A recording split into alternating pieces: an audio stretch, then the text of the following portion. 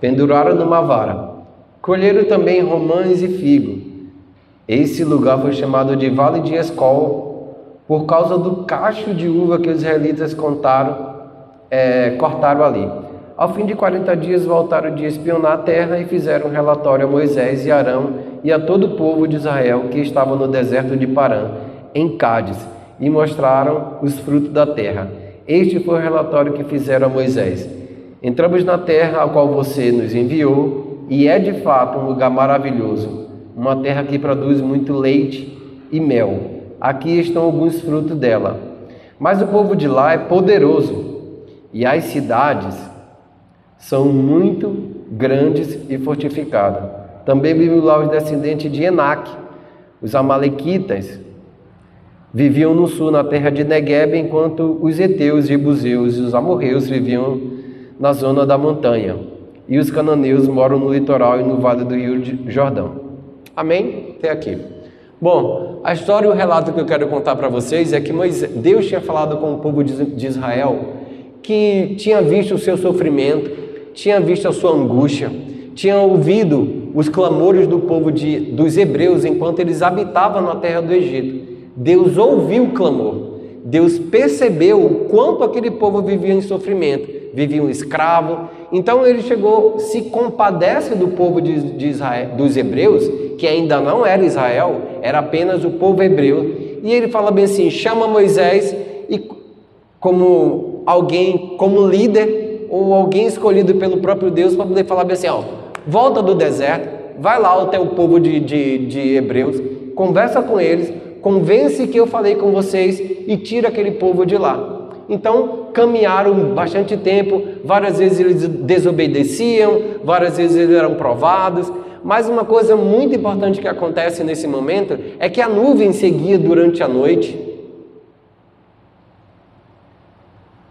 em forma de fogo. Durante o dia, a nuvem protegia do sol escaldante do deserto. Eles puderam provar do pão que caiu do céu. Eles puderam provar da carne que saía do deserto. Ou seja, em um lugar que não podia haver nada, Deus era tudo. Em um lugar que ele não poderia existir nada de vida, Deus estava trazendo sempre o suprimento, estava sempre trazendo a proteção durante a noite, porque o deserto é frio durante a noite. Então estava lá uma coluna de fogo para o aquecê-lo durante o dia, o deserto é muito calor, então estava lá uma nuvem para poder protegê-lo do sol escaldante. Na hora que faltava água, falava Moisés batia a rocha, falava a rocha, então as águas fluíam. Então tudo o que eles precisavam para passar do deserto, para chegar a Canaã, Deus era com eles, Deus estava com eles e Deus era a sua provisão. Mas chegando alguns minutos antes da bênção, Moisés fala o seguinte, Deus fala o seguinte para Moisés, Moisés, reúne 12 pessoas que são as 12 tribos de Israel e leva até a terra de Canaã para espiá-las. Chegando lá, ele pega um cacho de uva que precisou de 2 homens para poder carregar. Um cacho de uva, precisou 2 homens para carregar. E Deus tinha falado para esse povo que era uma terra que manava leite e mel. Bom, eu fiz vários estudos a respeito do que seria esse leite e mel. Algumas referências me davam sobre as tâmaras que produzem o mel. Algumas referências me davam trigo que produziria o leite. Algumas referências me davam que o próprio Deus estava tirando de uma terra onde os egípcios não podem, eles adoravam esse tipo de animais. Cabra, ovelha, boi. E ele falou bem assim, prefigurando que Jesus seria o Cordeiro de Deus, ele fala bem assim, nessa terra eu não posso falar profeticamente a respeito do meu filho. Nessa terra eu não posso falar contigo pessoalmente, porque quando vocês saírem dessa terra, vocês imolarão um cordeiro e me sacrificar no deserto para me adorar. Por isso que ele dá uma ordem ao próprio faraó, disse, deixa o meu povo ir para me adorar. Por quê? Porque lá você era impedido de matar um animal, porque um animal para ele é sagrado. Então tinha toda uma história, tinha todo um propósito para poder levar o povo de Israel, o povo hebreu, para se tornar Israel. Um povo escravo para se tornar Israel, um príncipe de Deus, uma nação cujo a população eram todos príncipes de Deus, para reiná-los, e tinham os sacerdotes para o servi-lo. E aí quando chega, eles experimentam todo essa glória da terra que eles avistaram, viram que as terras tinham bastante planícies, que tinha bastante montanha, que era uma terra fértil, que era uma terra maravilhosa, assim como Deus tinha falado. Porém, ele traz um relatório, em vez de ele olhar as terras, ele olhar os problemas que tinha lá. É muito comum, na verdade, quando nós entramos em algum lugar novo na nossa vida, nós paramos para poder olhar as bênçãos, mas a gente diz, mas aquilo tem ali, aquele lugar tem isso, aquele lugar tem aquilo, mas tem um problema. Tudo é muito bom, mas existe reticências, um problema. E ele pode ser inúmeros problemas, ele pode ser qualquer problema que apareça naquele lugar onde você deveria entrar. Só que aí, 12 pessoas voltaram. E quando voltaram, 10 tiveram uma visão, ou um discurso, ou um negativo. Enquanto apenas 2 viram a mesma situação, mas não viram isso como problema, viram isso como uma resposta para as suas vidas. E é importante você, quando olhar as Escrituras e olhar a sua vida, entender que as dificuldades existem, os problemas existem, as situações adversas existem, mas é importante entender que Deus é um Deus atuante na tua vida ontem, hoje e sempre, Ele nunca mudou. O que precisa mudar é o meu entendimento e a minha forma de ver a Deus agindo e atuando na minha vida, no meu mundo, na minha circunstância, nos meus problemas e na minha vida. Porque Ele não te chamou para parar no deserto, ou Ele não te chamou para vir até a igreja. Onde está você atuando em Deus, com Deus e para Deus, onde você vive, onde você trabalha, onde você exerce quem você é? Quem você é? Então ele volta lá, no versículo 14... No capítulo 14, 14 no versículo 1, fala assim: Então, naquela noite, o povo começou a chorar em voz alta, e todos os israelitas queixaram-se contra Moisés e contra Arão. E toda a comunidade disse a ele: Teria sido melhor morrer no Egito, ou mesmo aqui no deserto, porque o Senhor nos trouxe para esta terra, só para sermos mortos pela espada na guerra e as nossas mulheres e os nossos filhos serem presos e se tornarem escravos? Ora, Deus nunca poderia trazer você a um lugar para te matar. Deus nunca traria você a um lugar para você voltar a ser escravo como você era escravo. Não existe essa possibilidade de Deus. Se Deus te tirou de um lugar para te enviar para o outro, é porque Ele quer que você deixe as coisas que você fazia para viver uma nova vida, uma nova perspectiva, uma nova forma de encontrar a vida com Deus. Deus nunca vai te chamar para sair de um lugar para outro, para que você retorne à escravidão, para que retorne os próprios problemas, as dificuldades maiores. Nunca, nunca na vida. Em Jeremias 29, 11,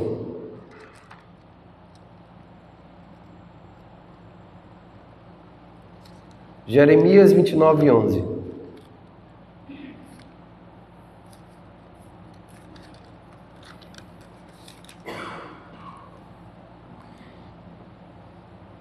Eu é que sei que pensamentos têm a respeito de vós, diz o Senhor, pensamentos de paz e não de mal, para vos dar o fim que desejai, ou seja, um propósito e um futuro pela qual eu mesmo preparei para você. Porque Deus nunca direcionou e nem determinou ninguém ao inferno, ninguém à escravidão, ninguém à pobreza, ninguém a nada, a não ser bênção. Quem precisa olhar a perspectiva de Deus sou eu. É eu que preciso enxergar a Deus como Todo-Poderoso. como aquele que resolve as dificuldades da minha vida, como aquele que pode destravar qualquer situação na minha vida, é aquele que pode me abençoar, é aquele que pode restaurar, é aquele que pode ter misericórdia, é aquele que pode ser o salvador das suas circunstâncias. Deus nunca pode te chamar a um lugar para destruí-lo, mas o povo, incentivado pelas queixas, e é engraçado que no Velho Testamento você não percebe muita ação de Satanás e seus demônios, mas é claro que existe aqui, porque ele fala ao nossa mente. Ele sempre está tentando desconsiderar o que Deus diz, sempre trazer problema aonde não existe, situações de conflito aonde não existe. Satanás já estava operando aqui, porém ele não dá cara no Velho Testamento. Somente quando Jesus, a luz do mundo, aparece, clareando tudo, então a gente consegue enxergar Satanás.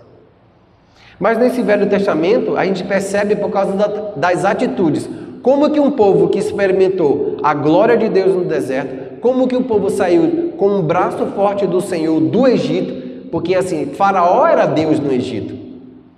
E existia uma população muito grande que poderia prender aquele povo.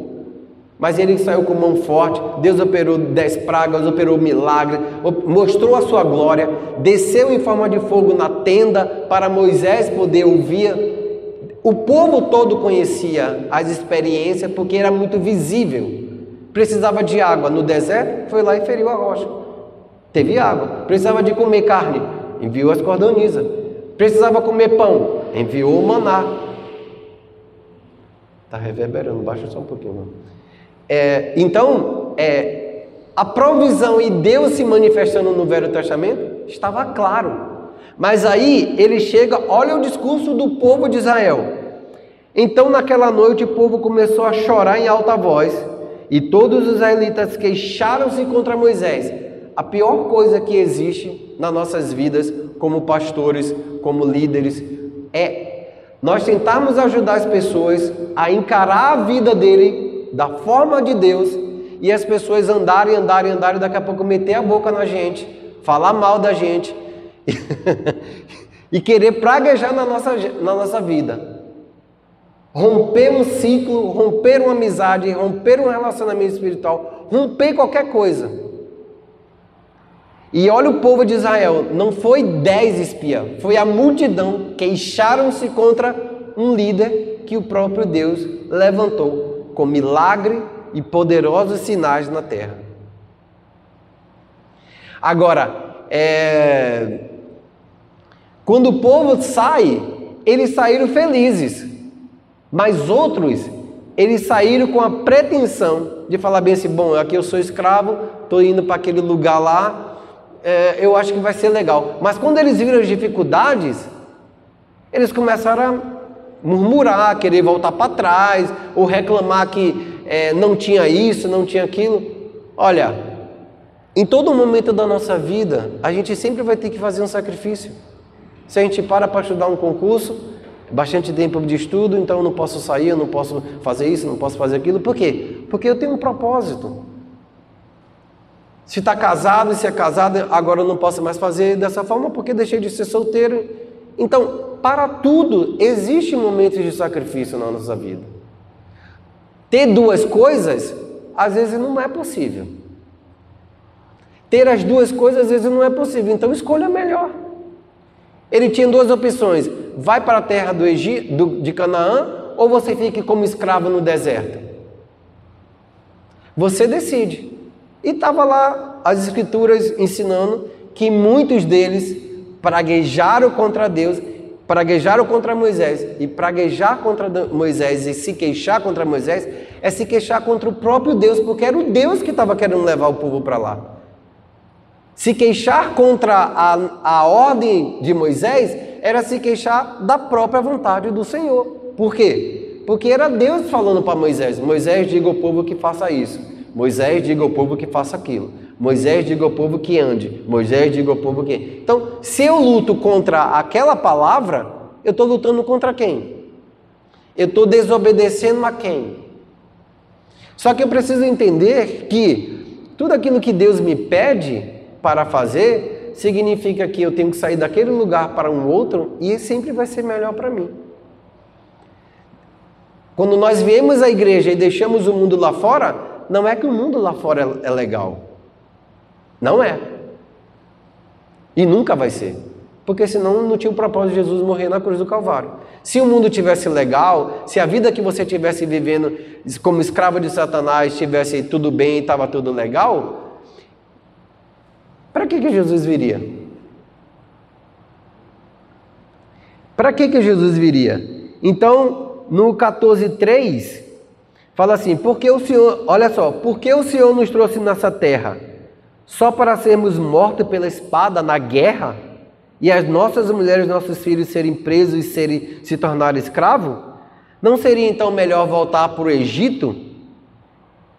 Ou seja, nós nos convertemos, começamos a frequentar a igreja e depois de um tempo a gente fala assim, não era melhor a gente ter ficado lá fora? Não era melhor viver a minha vida lá do jeito que eu estava? Ou seja, por que o Senhor me moveu e me tirou desse lugar? Isso é falta de gratidão, né? Que se chama, né? Você dá um presente para uma pessoa e você fala assim, opa, por que você me deu esse presente? Eu não te pedi nada. Por que você fez isso para mim? Eu não queria. Tem muita gente que Deus está oferecendo, que o próprio Jesus está oferecendo a salvação, dizendo assim, eu morri por você. Ele fala assim, mas por que você morreu por mim? Eu pedi? Eu precisava? Muitas pessoas estão fazendo isso hoje em dia. A apostasia está aí para... Muitas igrejas estão... Muita dificuldade, muito escândalo, muito isso. Por quê? Porque eles estão dizendo assim, tá, eu estou aqui bacana, estou experimentando da água, da codorniza, do pão, do maná, mas não era bem isso que eu queria ser um cara ricão, cheio disso, cheio daquilo. Jesus te chamou para uma dependência, Jesus te chamou para Ele ser o Senhor da tua vida, Jesus te chamou para deixar esse lugar para ir para a eternidade. Aqui não é o teu lugar, aqui não é o fim de todas as coisas. Não foi aqui que o Senhor disse que é para construir casas. Não foi aqui que o Senhor disse que era para você amontoar tesouro.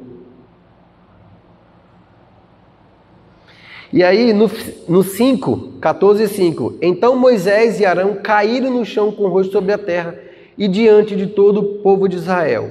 Então Josué, filho de Num, e Caleb, filho de Jefoné, 2 dos líderes que fizeram parte da missão a espionar a terra, rasgaram sua roupa e disseram a todo o povo, a terra que percorremos para espionar é muito boa. Se o Senhor não agradar de nós, Ele nos ajudará a entrar na terra, que produz muito leite, e dará a nós. Apenas não sejam rebeldes contra o Senhor. E não tenha medo do povo que mora lá, porque nós o venceremos como se estivesse devorando pão. O Senhor está conosco e tirou a proteção dele. Por isso, não tenha medo deles. Eu queria deixar um entendimento espiritual, uma inteligência espiritual. Se Deus pôde libertar o teu povo do Egito, poderia libertar o povo da luta da terra de Canaã. Concorda comigo?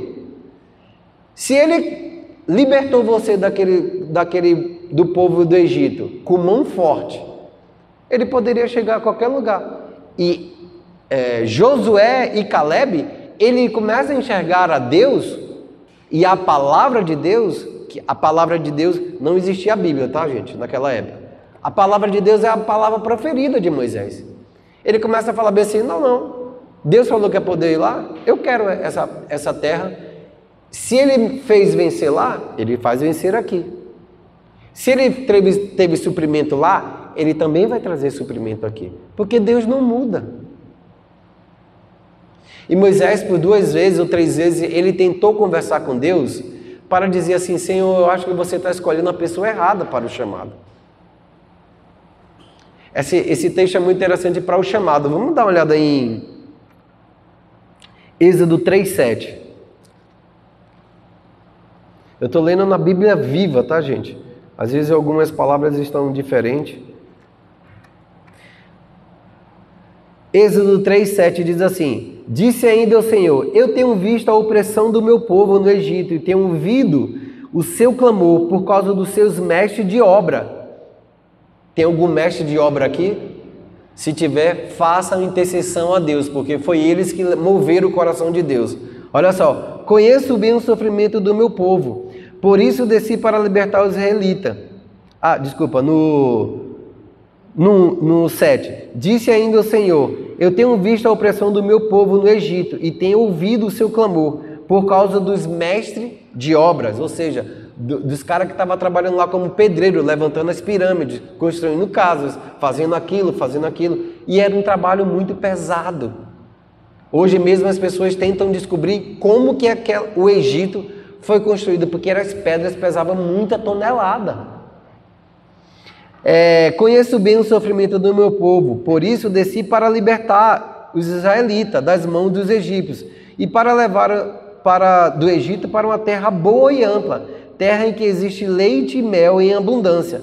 É a terra dos cananeus, dos heteus, dos amorreus, dos ferezeus, dos heveus e dos jebuseus. Sim, porque o clamor dos filhos de Israel chegou até os meus ouvidos. E eu tenho visto como os egípcios os estão oprimindo. Agora vem e eu enviarei a Faraó para tirar o meu povo e os filhos de Israel no Egito. Então disse Moisés a Deus, quem sou eu para ir lá? Moisés era neto de Faraó. Imagine um homem que viveu no deserto, volta agora e fala bem assim, meu avô, eu sou hebreu e eu descobri disso. Vamos liberar, deixa meu povo hebreu ir embora. Essa pergunta de Moisés, esse pedido, ia trazer um colapso no país, na nação dos egípcios, porque toda a construção civil e o trabalho pesado daquele lugar pertencia aos hebreus. Como que o faraó vai dizer, ok, meu neto, pode levar, reúne todo mundo e leva. E quem é que vai fazer o trabalho forçado? E quem é que vai trabalhar na lavoura para sustentar um país inteiro? Quem é que faria isso? Ninguém. Então era impossível o faraó fazer isso. Então, através do poder de Deus e da mão forte do próprio Deus, é que faraó deixa. E debaixo de muita opressão, e debaixo de muita condenação, e debaixo de muito juízo. Deus exerceu juízo sobre a nação do Egito. E sobre um líder, faraó, que era considerado uma divindade. Deus estava querendo destruir todos os deuses que existiam naquele lugar para dizer assim, eu sou Deus, o único e verdadeiro. Moisés, no 3,13, ele fala assim, Moisés disse a Deus, suponhamos, aí Moisés começa a questionar Deus para dizer, tire os olhos de mim, me erra. Suponhamos, Moisés disse a Deus, suponhamos que eu vá falar com os filhos de Israel e lhe diga, o Deus de seus pais me enviou para falar com vocês. Se ele perguntarem, qual é o seu nome? Qual é o nome de Deus? O que eu vou dizer? Deus respondeu, eu sou o que sou. Disse ainda, assim você dirá aos filhos de Israel, eu sou, me enviou a vocês. O discurso do povo de Israel em Números 14 não tem nada a ver com Êxodo 3,7. Deus falou assim, estou vendo o sofrimento de vocês, tenho visto o trabalho, tenho visto a opressão do filho de Israel. Você quer uma libertação? Vamos lá, eu vou te levar. E aí quando chega próximo a entrar na terra, ele começa a orar os problemas que existiam ainda piores no Egito. E agora, em vez de ele chegar e falar assim, olá, então me ajuda a fazer o que eu tenho que fazer. Esse mesmo parâmetro que Israel está vivendo aqui, é o mesmo parâmetro que nós estamos vivendo. Deus nos chamou para o céu, precisamos de tirar um pouco do peso da bagagem, e a gente está falando assim, não, viver aqui é tão bacana. O mundo está em colapso. A Europa entrou em colapso já. Apagão, bunker sendo construído, China já declarou guerra à Ucrânia ontem. Estamos por um triz.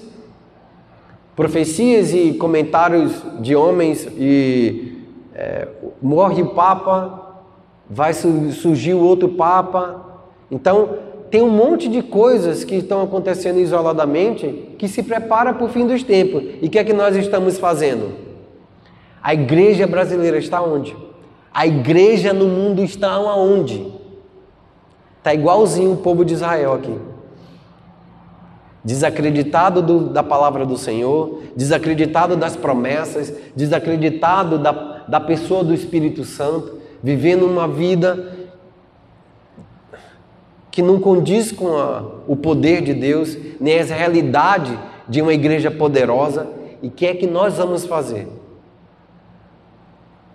Queria que vocês abrissem em 2 Crônicas 16:9.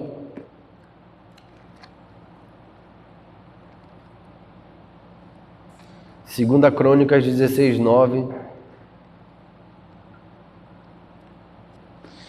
Fala assim: porque quanto ao Senhor, os seus olhos passam por toda a terra para mostrar-se fortes para com aqueles cujo coração é totalmente dele.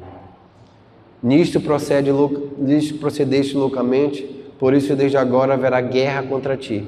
Ou seja, em momentos de extrema dificuldade espiritual, emocional, seja qual seja a sua dificuldade, o Senhor, nesse momento, está passando os seus olhos por toda a terra para te mostrar forte pelas pessoas que estão buscando a Ele, aquelas pessoas que estão com o coração temeroso a Ele, que são tementes à vontade de Deus, que estão se esforçando para fazer a vontade do Pai, para cumprir o chamado.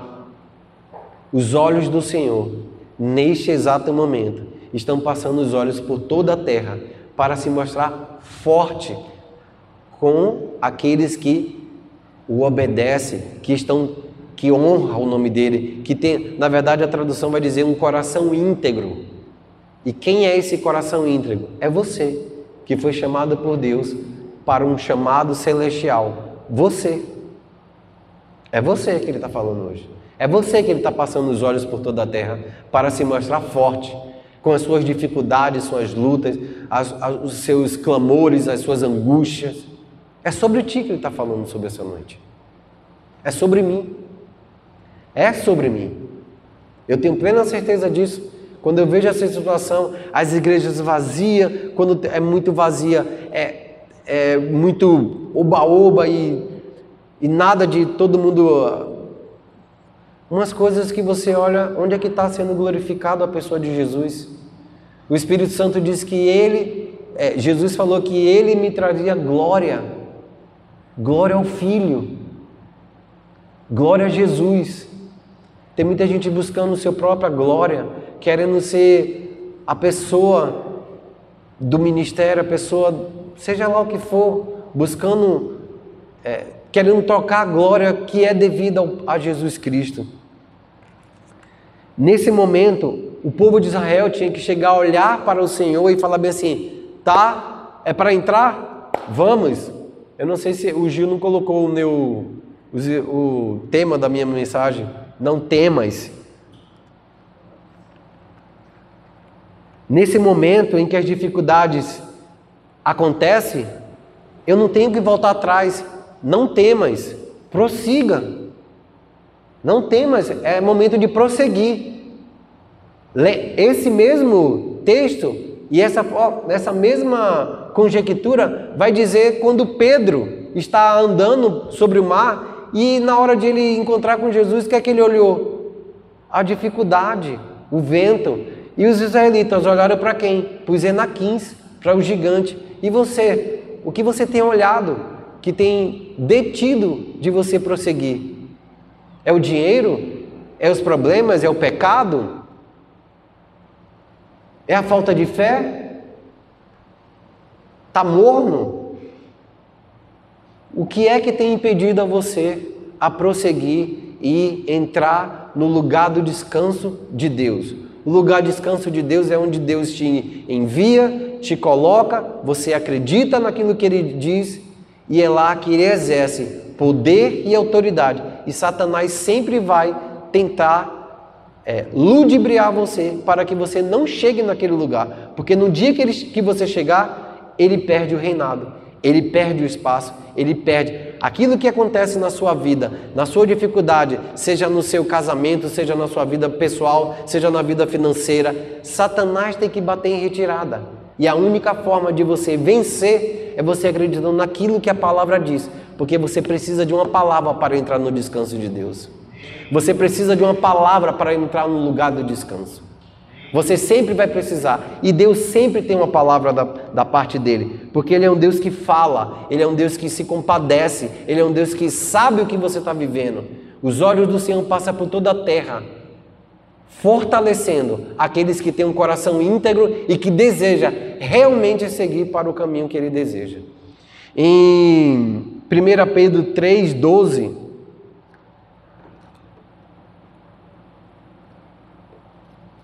1 Pedro 3,12.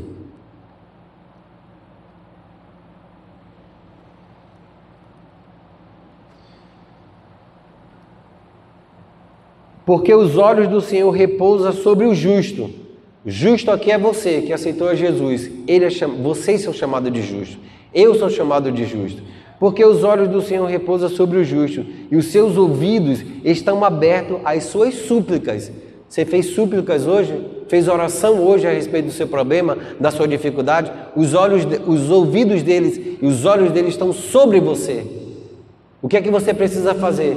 Entregar aquilo que está incomodando a tua vida. Aquilo que está desejoso, que está sendo impedido por alguma situação, porque os olhos do Senhor repousam sobre o justo, que é você. Justo é todo aquele que confessou a Jesus como Salvador. Os seus ouvidos estão abertos às suas súplicas, mas o rosto do Senhor está contra aqueles que praticam o mal. 1 Pedro 1,7.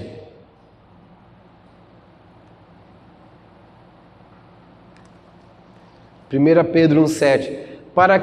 Para que, uma vez confirmado o valor da vossa fé, muito mais precioso do que o ouro perecível, mesmo apurado pelo fogo, redunde em louvor, glórias, honra e revelação. Imagine se o povo de Israel, sendo provado pela vossa fé, diz: eia, prossigamos, assim como Caleb. Então traria uma fé muito mais forte, como ouro perecível, entraria naquele lugar e trazia grandes glórias, louvores e honra ao Senhor. E eles não fizeram isso, ao contrário, praguejaram contra Moisés, ao ponto de Moisés rasgarem suas roupas com Arão, chorarem na presença do Senhor, queriam apedrejar o líder deles. Experimentaram da água, mas não apedrejaram. Experimentaram da comida, mas não apedrejaram. Mas no momento de dificuldade, que a sua fé deveria ser individual, o que é que eles fizeram? Ora aí por mim. Me ajude a entrar nesse lugar. A sua fé, o que eu estou pregando aqui, é ajudando para que a sua fé seja fortalecida, dizendo que Deus pode atuar na vida de vocês a qualquer momento. Ele está com os ouvidos abertos, com os olhos abertos para você poder entrar naquele lugar onde Deus te chamou para estar. Porque na hora que chegar o arrebatamento, chegar o momento da salvação, vocês não podem ser salvos pela fé de Moisés. Eles não poderiam. Você não pode ser salvo pela minha fé, nem a fé de ninguém, a não ser a sua mesma. É você que tem que crer. É você que tem que crer.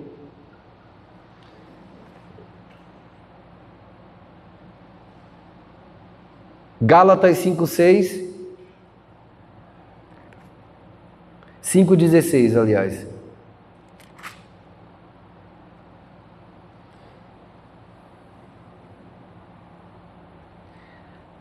Digo, porém, andai no Espírito e jamais satisfareis a concupiscência da carne.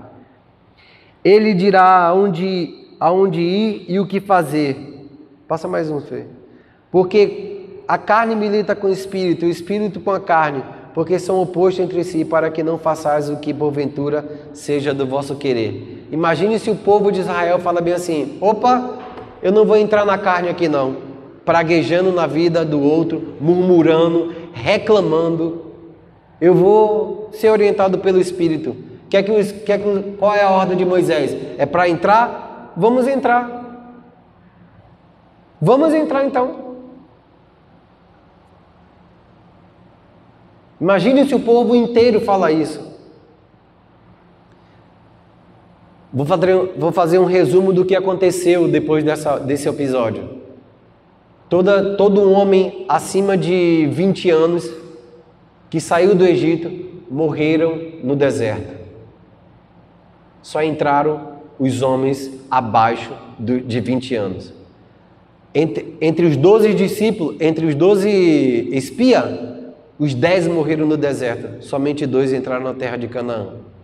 Então nós não temos uma outra opção a não ser prosseguir. Nós não temos uma outra opção a não ser crer naquilo. E o nosso maior trabalho é crer. O nosso trabalho é crer. Não é fazer. Quem deu vitória ao Senhor a respeito dos amalequitas e todos os zeus que existiam naquele lugar foi o próprio Deus. Por quê? Josué não tinha condição nenhuma naturalmente de vencer aquele povo gigante. Ele não tinha condição nenhuma. Primeiro que ele não tinha nem armas. Eles não tinham armas. Ele não tinha naturalmente nada. E que bom que eles não tinham. Para que depois ele não chegasse na terra de Canaã e falasse assim: foi eu que matei milhares e não sei o que, glória para mim, porque eu sou todo poderosão, sou eu que fiz isso, sou eu que aqui. É ou não é? Quando nós estamos diante de uma batalha, se nós usarmos a nossa força, é melhor que você não faça isso. É melhor que você aprenda a confiar e principalmente a confessar a palavra de Deus, porque Josué confessou. Não foi isso que eu ouvi lá no deserto, que Deus me traria para essa terra para matar minha esposa, matar os meus filhos. Não foi isso que eu ouvi. Eu ouvi que o Senhor ia me tirar da opressão, da condenação, da escravidão, para uma terra que mandava leite e mel, que era uma terra muito boa. Essa foi a confissão de Moisés, de Josué. Mas ele não era cego e ele não estava desconsiderando os problemas dele. Ele não fez isso. Ele viu, ele enxergou, mas ele falou bem assim: bom, eu saí de um lugar bem tenebroso. Isso daqui vai ser fichinha. Isso aqui vai ser como pão para eu comer. Foi isso que ele disse. Mas os Enaquins, 3 metros diante. Os homens eram muito altos. E assim, eram muitas nações. Agora eu fiquei perguntando para o Senhor e falei: por que Deus daria aquela terra que não era minha para mim? Ou seja, a terra dos cananeus não era deles.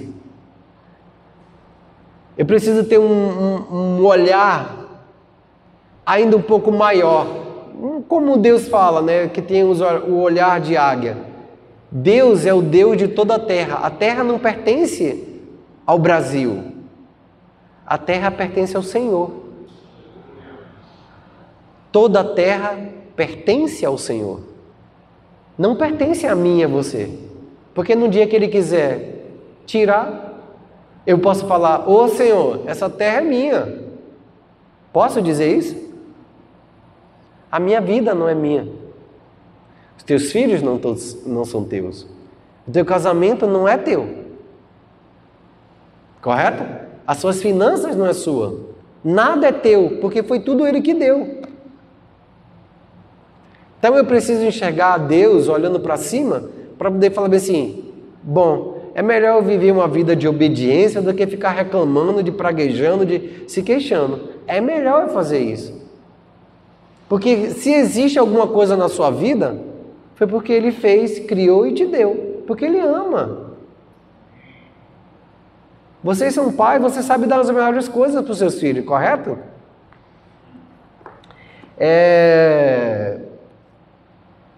Efésios 6,18.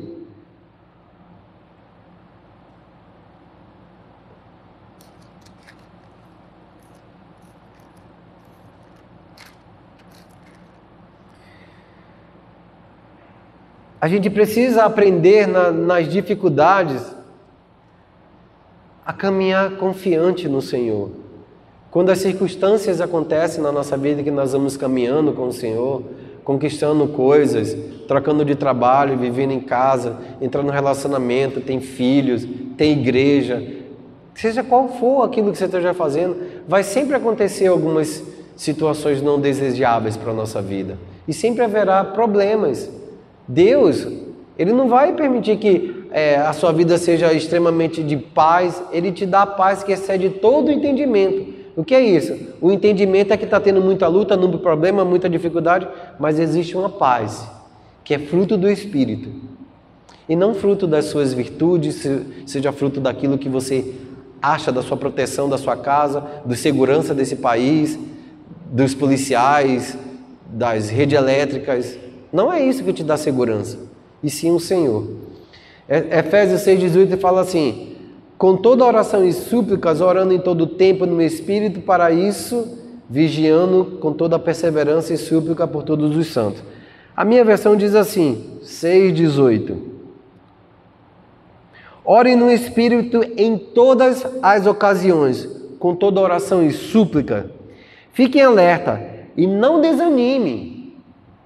E continue orando fervorosamente por todos os cristãos em toda a terra. Ou seja, não desanime.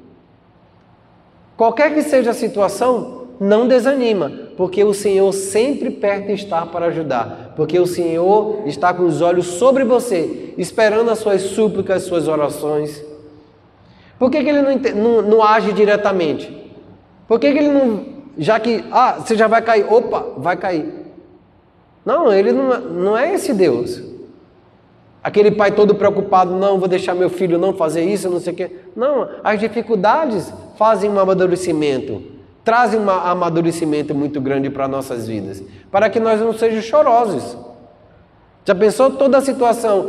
Faltou dinheiro, porque faltou isso, porque... Faça a minha vontade, é isso?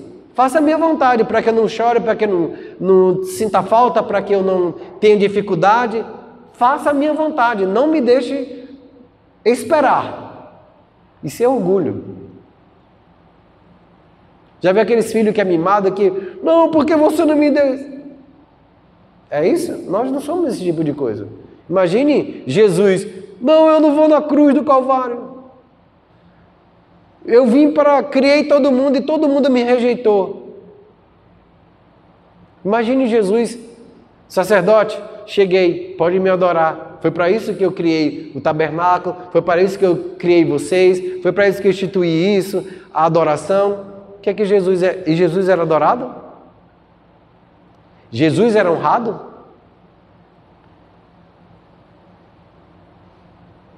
Em nenhum momento eu não vi nas Escrituras um sacerdote prestar culto ao Deus eterno que estava diante dele. Em nenhum momento das Escrituras.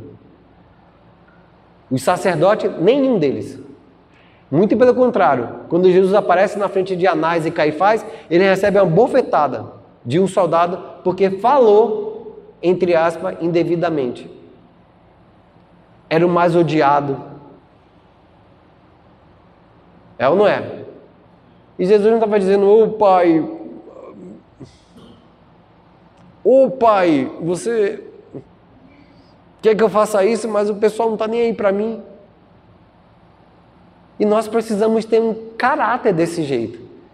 Quando as emoções, ela não pode atingir quem somos. Porque somos crentes adultos, somos crentes maduros. Foi para isso que o Senhor nos chamou. Imagine se o princípio das dores acontece hoje.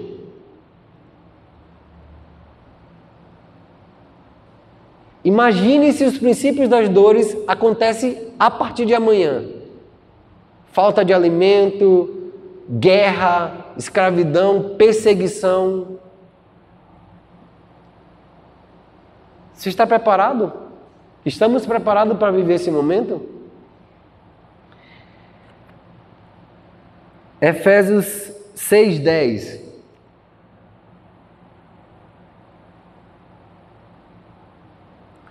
Por último, Efésios 6,10. Por último, quero recordar-lhe que a força de vocês deve vir do imenso poder do Senhor dentro de vocês. Vistam-se toda a sua armadura. Eu não vou entrar nas armaduras agora.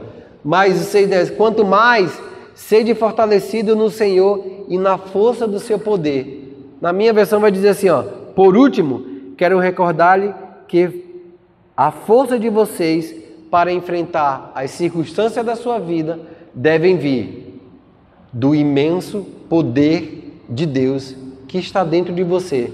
Que poder é isso? A pessoa do Espírito Santo. Será que você tem deixado Ele atuar na tua vida?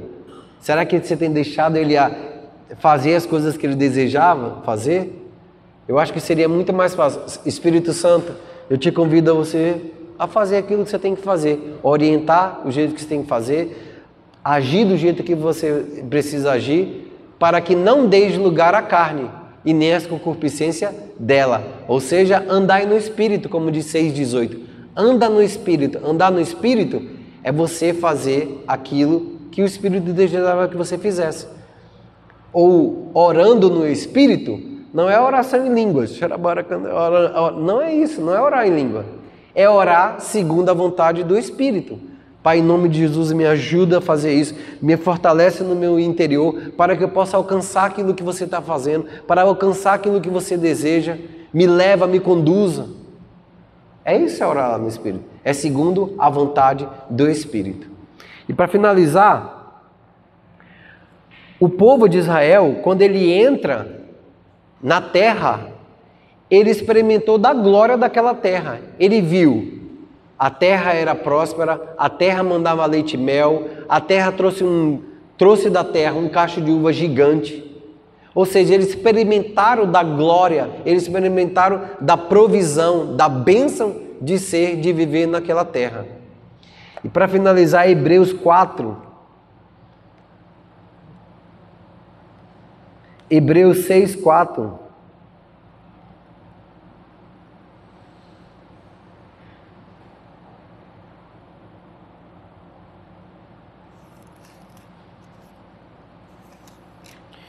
Deixa eu procurar o Hebreus aqui para ver se ela veio hoje na minha Bíblia. Hebreus.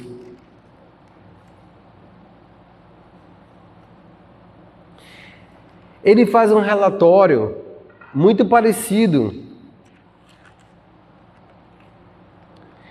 com essa vertente de o povo entrar, experimentar, visualizar da bênção de quem era viver naquela terra e da realidade da igreja do Senhor Jesus, que tem experimentado do Espírito, que tem experimentado da bênção, tem desfrutado da alegria da salvação e muitas vezes, em vez de estar caminhando, eles desviam, eles fogem da realidade que deveria estar.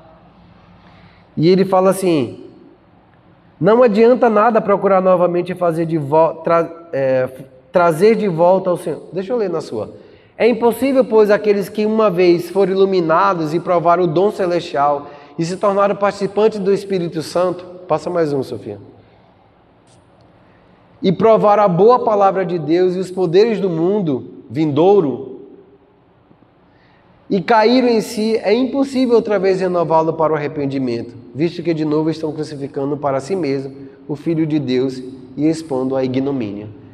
O que ele está falando em Hebreus é a mesma coisa do povo no Israel, que entrou, experimentou da glória, da bênção da igreja, experimentou daquilo tudo que tinha, da promessa de Deus, de saber que existia mesmo leite e mel, experimentaram daquela glória futura.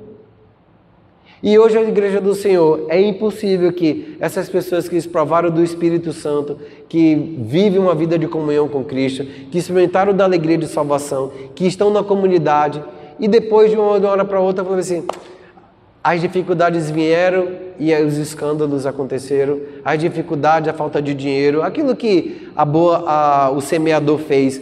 O semeador semeou a boa palavra, caiu na terra pedregosa, no espinho, nisso, naquilo outro, e eles, de alguma forma, não produziram o fruto que deveria produzir. A receita para isso é deixar que a palavra de Deus tome forma na sua vida.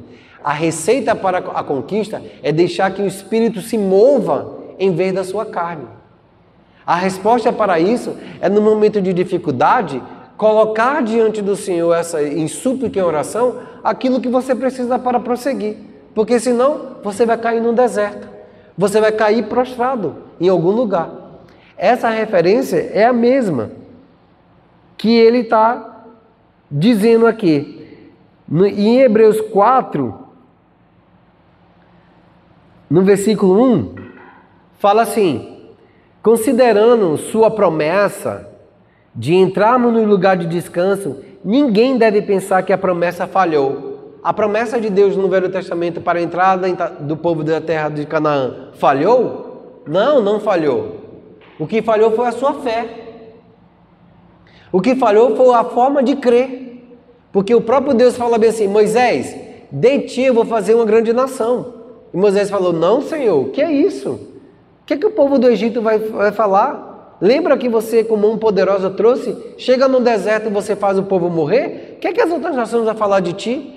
Você acha que Deus ia ter algum problema? Ele falou bem assim: Moisés, o teu povo, já não era um povo de Deus. Ele falou: Moisés, o teu povo está lá se prostituindo, fazendo bezerro, desça, porque eu vou matar aquele povo. Quer que eu faça de ti uma grande nação? Ele falou: não, Senhor. Por 3 vezes Deus pergunta para Moisés. Se Deus perguntar para você a respeito de alguma coisa nesse sentido, fala: Senhor, se Deus falar, deixa esse pessoal, deixa essa amizade, deixa esse relacionamento, fala: ok, Deus. Porque se você tentar levar alguém para um lugar da promessa, sendo que usando a sua fé, vai dar ruim. Moisés não entrou na terra da promessa. Deus falou para Moisés: Moisés, sobe o monte que você vai morrer. Porque Moisés, por 3 vezes, insistiu a Deus que não matasse aquele povo.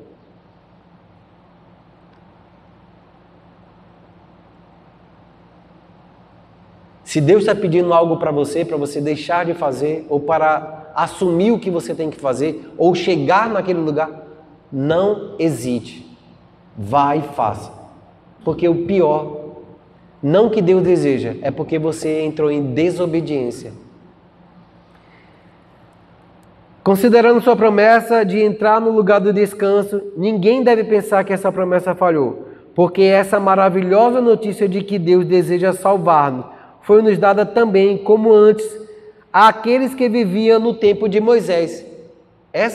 Em Hebreus 4, ele vai falar sobre o novo céus, vai direcionar a gente para a nova Canaã, que é o céu, vai direcionar a gente para o céu, para onde nós devemos entrar. Mas ele faz um paralelo, ele faz um relato com a mesma história de Moisés. Aqui, ó.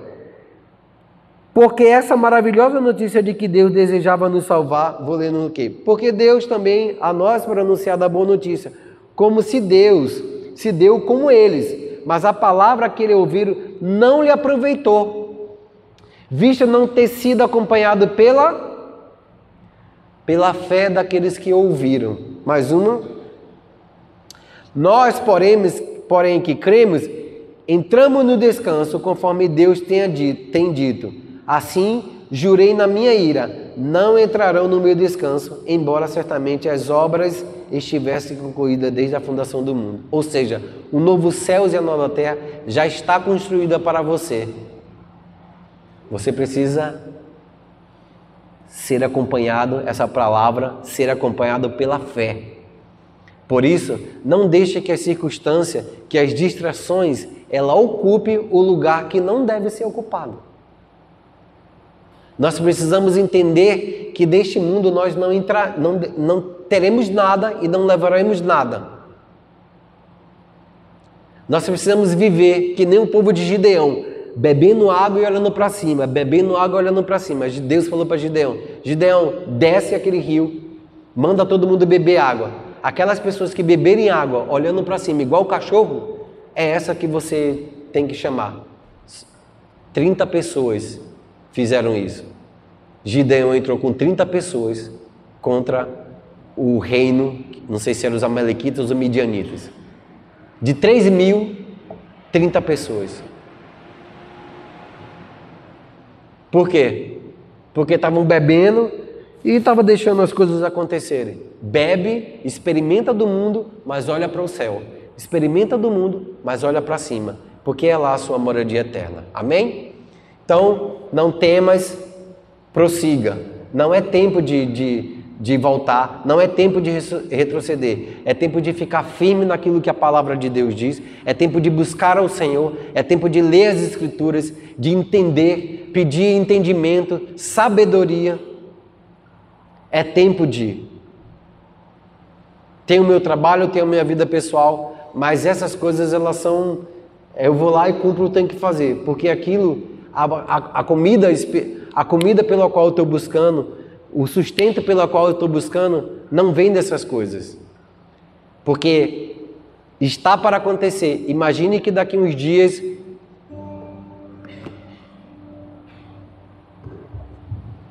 todas as coisas econômicas sejam bloqueadas, esteja um apagão, tudo é internet agora.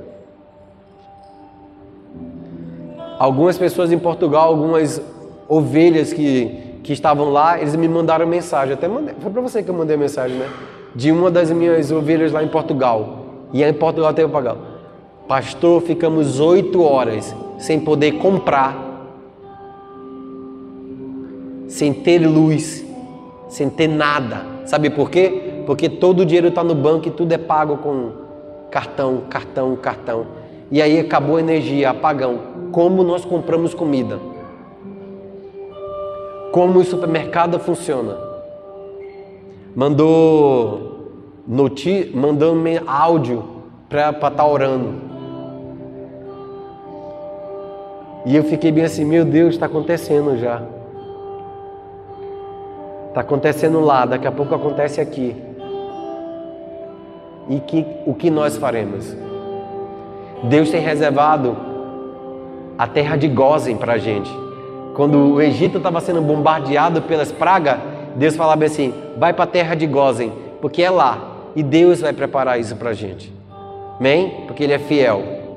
Amém? Maravilhoso és, minha inspiração a prosseguir, mesmo quando tudo não vai bem, continuo olhando para ti. Sei que o melhor para mim, um desejo no teu coração, dá-me forças para continuar, trazendo uma promessa em oração. Meu Deus, está meu coração firme nas promessas do Senhor, continuo olhando para ti.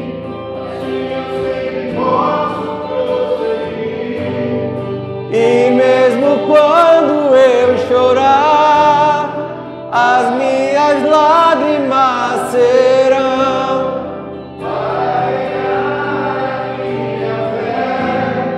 e controlar meu coração, pois os que choram aos pés da cruz, clamando em nome de Jesus, alcançará de ti, Senhor, misericórdia, graça, luz. Quando estiver na presença do Senhor, Aleluia. teu Grande amor não cessa, eterno e não tem fim. Quão grande és tu, Senhor, quão grande és pra mim.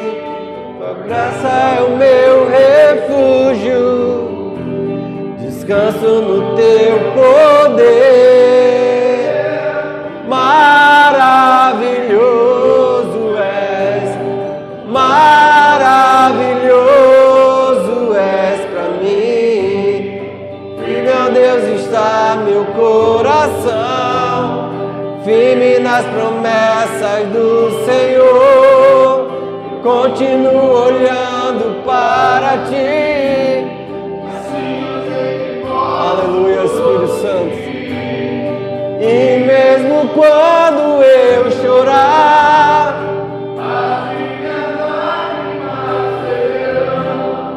para regar a minha fé e consolar meu coração. Pois o que chora pela cruz, calma em nome de Jesus, alcançará de ti, Senhor, misericórdia, graça e luz.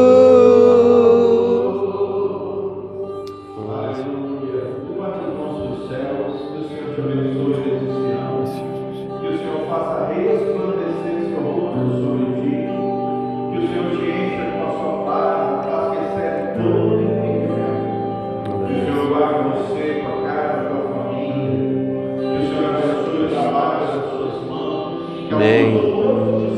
Aleluia. E a bênção do Deus Altíssimo esteja sobre cada um de nós. Que o Senhor nos vivifique, que o Senhor mantenha íntegros e irrepreensíveis o nosso corpo, a nossa alma, o nosso espírito, até a volta de Jesus de Nazaré. Em nome de Jesus. Amém e amém. Toda glória, toda honra. Sobre ti.